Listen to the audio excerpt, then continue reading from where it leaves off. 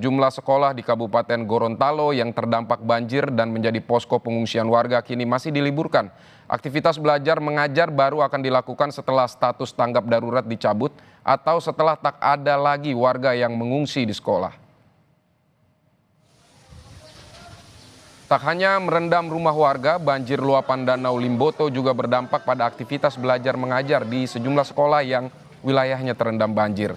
Data dari Dinas Pendidikan Kabupaten Gorontalo ada 44 sekolah yang terdampak banjir, yakni 19 sekolah dasar, 22 PAUD, TK, dan 3 SMP.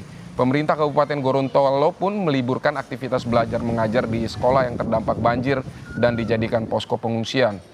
Kegiatan belajar mengajar baru akan kembali normal setelah status tanggap darurat dicabut dan tidak ada lagi pengungsi yang bertahan di sekolah.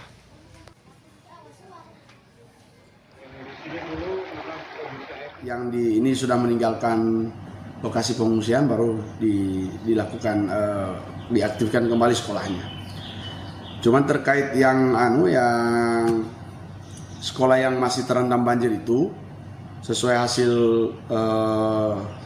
koordinasi saya dengan Dignas itu akan dilakukan musyawarah bersama dengan para guru untuk dilakukan pembelajaran di tempat-tempat yang sekolahnya sudah mulai berjalan.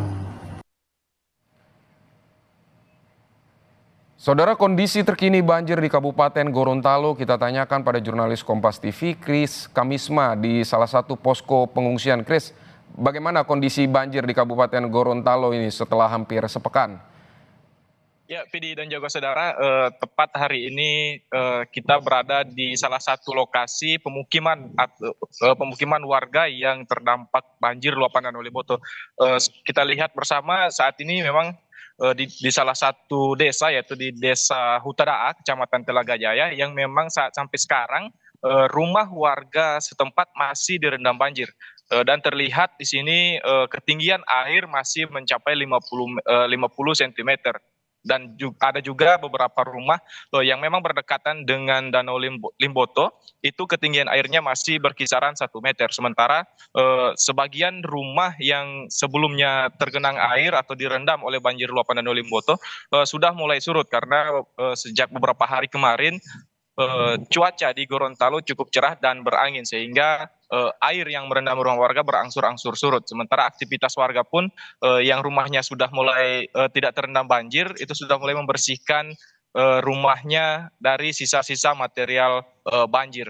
Sementara masih ada beberapa wilayah di Kabupaten Gorontalo yang sebelumnya ada 4 kecamatan yang terdampak banjir luapan Danau Limboto. Saat ini berdasarkan informasi yang kita lihat di lapangan, masih ada beberapa desa dan kelurahan yang terdampak, seperti di Kecamatan Tilango yang merupakan salah satu kecamatan terparah yang terdampak luapan Danau Limboto. Saat ini hanya masih ada sekitar 4 desa yang terdampak, yaitu Desa Tabumela, Desa Tilote, Hilotidea, dan juga Desa Tualango. Itu masih ada beberapa sebagian rumah warga yang masih terendam banjir karena memang lokasinya sangat berdekatan dengan Danau Limboto. Begitu juga dengan di Kecamatan Telaga Jaya yang di sini ada 2 desa juga yang masih terendam banjir dengan ketinggian di atas 50 cm, yaitu Desa Hutadaa di tempat kami berada dan juga Desa Buhu.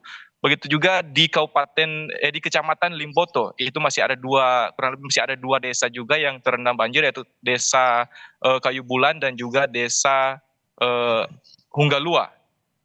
Baik, Kris, jadi totalnya ada berapa kepala keluarga atau berapa jiwa yang terdampak dari banjir yang belum surut ini, Kris?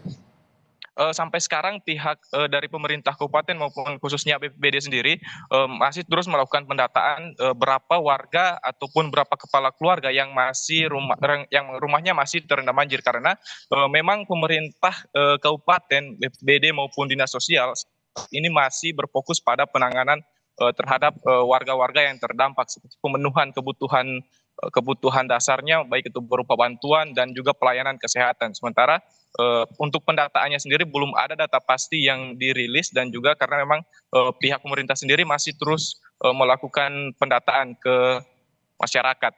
Vidi. Baik Kris Kamima, terima kasih untuk laporan Anda dari Gorontalo.